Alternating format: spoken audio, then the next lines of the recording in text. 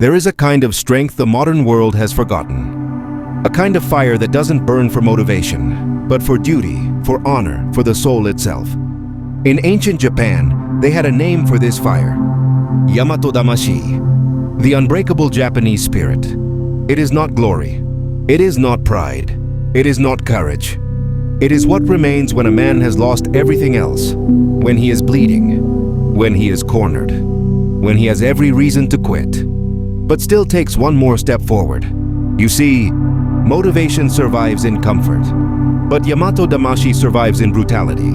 It grows in cold nights, in empty stomachs, in shaking hands gripping a blade, in the silence before death. This is the story of a young warrior who discovered that strength is not born from inspiration, but from pain, discipline, and duty that cannot be escaped. And once you understand what he understood, you will never rely on motivation again. Because you will realize something terrifying. The strongest version of you comes alive only when everything inside you screams to stop, and you keep moving anyway. In the late Edo period, there was a small coastal village. Calm, peaceful, quiet. A 17-year-old boy named Kaito lived there. He trained under an old samurai master named Akizuki, one of the last living warriors of the Shinsengumi. Kaito was talented, fast, sharp, ambitious, but he had a fatal weakness. He only trained when he felt motivated. Some days he practiced sword forms until sweat soaked the dirt. Other days he skipped training to sleep, fish, or watch the clouds. His master warned him, "A man who follows motivation will fail the day motivation abandons him." Kaito laughed it off. He believed talent was enough. He was wrong. His master Akizuki was old but sharp as winter steel. People said he could smell fear. They said his eyes alone could slice a man in half. One night the village shook, not from thunder, but from screaming. The bandits had come. A pack of murderers, deserters, and ex-samurai turned wild dogs. Akizuki stepped into the firelit street with nothing but his sword and his calm. Kaito hid behind a broken wall, body trembling so hard his teeth clicked. He watched Akizuki fight. Every move slow but deadly. Every cut precise. Every block perfect.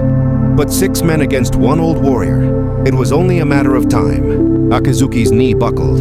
A bandit sliced across his back. Blood sprayed into the dirt. Kaito whispered, "Please get up, please." But he couldn't move. He couldn't breathe.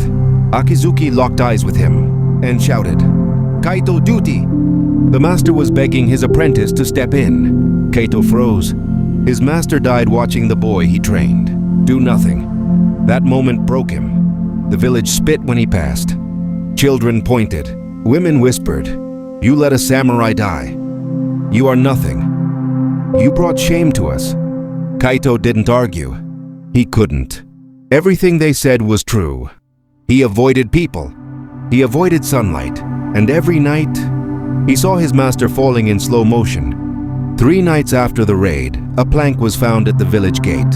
Carved into the wood, with a knife, was a message. "The boy belongs to us. We will return."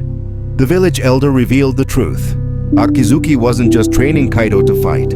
He was preparing him to inherit something. A secret map to a hidden Shinsengumi treasury. Gold worth more than a small kingdom. The bandits thought Kaito had it. He didn't, but they were returning for him anyway.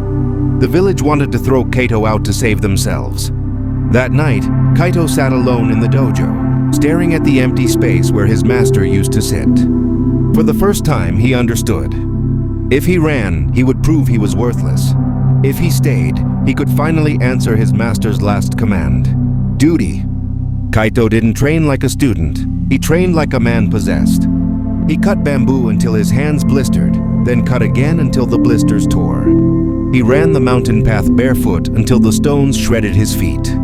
He practiced sword swings until his shoulders felt like they were tearing apart. He slept 2 hours a night. He ate only when his vision blurred. He trained until he vomited, then trained more. The villagers thought he was losing his mind. Maybe he was. One night he went to the waterfall, the same one his master used for meditation. The water was so cold it felt like 1,000 needles. He sat under it until his limbs went numb. He whispered through chattering teeth, "Yamato Damashii, don't break. He repeated it until his voice cracked. By the fourth night, he wasn't speaking it. He was growling it. This wasn't motivation. This was obsession. This was duty transforming him. The bandits arrived at dawn. 50 men. Not 6. Not 10. 50. An entire army of killers. A war band. The village panicked. The bandit leader stepped forward, dragged a dagger across his own arm, and shouted, "Send the boy out, or we burn everything." Kaito walked out alone, katana in hand, face calm, eyes empty. The bandits laughed. "This is the coward from last time? He can barely hold the sword. Let's break him slowly," Kaito whispered. "I don't fight because I feel brave. I fight because I must." Then the leader smirked. "Good, because we brought someone for you." He stepped aside, and 2 men dragged out Kaito's younger sister Ayame, kidnapped days ago. Her hands were tied, her cheek bruised, her lips trembling. Kaito's heart stopped. He fell to his knees. The bandit leader laughed. "Now, samurai boy, fight us, or we carve her apart." This was the twist. This was the cruelty. This was the moment motivation would never survive. Only duty had a chance. Kaito rose slowly. No fear in his eyes, only fire. He whispered, "Master, guide my hand." The bandits attacked. Kaito moved like a man with no regard for his own survival. He took cuts, deep ones, but still advanced. One bandit swung. Kaito ducked and split his ribs open. Another rushed. Kaito turned, slashed his throat in one motion. Blood sprayed the dirt. Screams filled the air. Kaito wasn't graceful. He wasn't perfect. He was brutal, animalistic, relentless. A man fighting for duty is 10 times more dangerous than a man fighting for pride. He fought until his vision blurred from his own blood. He fought until he could no longer feel pain. He fought until the ground was covered in bodies. Finally, after what felt like hours, he stood face to face with the leader. Kaito's legs barely held. His sword trembled. The leader laughed. "You're dying, boy," Kaito whispered. "Then I will die fulfilling my duty."